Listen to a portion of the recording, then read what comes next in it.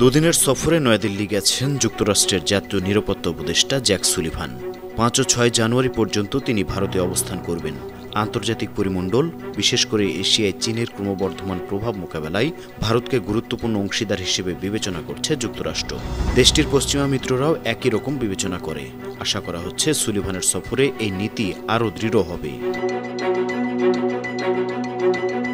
সুলিভানের সফর প্রসঙ্গে একজন মার্কিন কর্মকর্তা জানিয়েছেন, ইন্দো প্যাসিফিক অঞ্চলের অনেক জায়গায় চীনা বাঁধগুলো নিম্নধারার দেশগুলোর জন্য ক্ষতিকর প্রভাব ফেলতে পারে, বিশেষ করে মেকং অঞ্চলে। পরিবেশ ও জলবায়ু উভয় ক্ষেত্রে এসব বিষয় ভারতীয় প্রতিনিধিদের সঙ্গে আলোচনা হবে।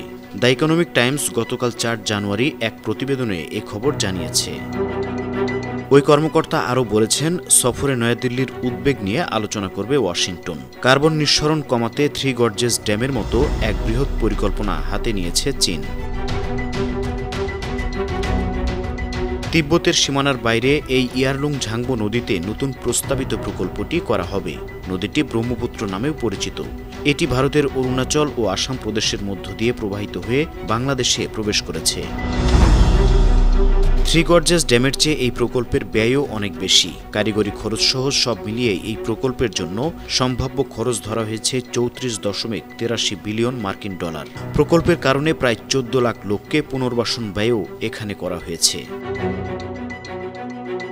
ইতোমধ্যে ভারত সরকার ঝাংবো নদীর উপর তিব্বতে জলবিদ্যুৎ বাঁধ নির্মাণে চীনের পরিকল্পনার ব্যাপারে বেজিংয়ের কাছে উদ্বেগ জানিয়েছে। তবে চীনা কর্মকর্তারা দাবি করছেন, তিব্বতে জলবিদ্যুৎ প্রকল্পগুলো পরিবেশ বা নিম্নধারার জল সরবরাহের ওপর বড় প্রভাব ফেলবে না। ভারতের পররাষ্ট্র মন্ত্রণালয়ের মুখপাত্র রণধীর জয়সওয়াল বলেছেন, অভিন্ন নদীর ক্ষেত্রে ভাটির দেশেও কিছু অধিকার আছে। রাজনৈতিক ও বিশেষজ্ঞ পর্যায়ে সেই অধিকারের কথা বারবার জানানো হয়েছে। সেই অধিকার ও স্বার্থের বিষয়ে ভারত পর্যবেক্ষণ করছে। সরকার প্রয়োজনীয় পদক্ষেপও নেবে।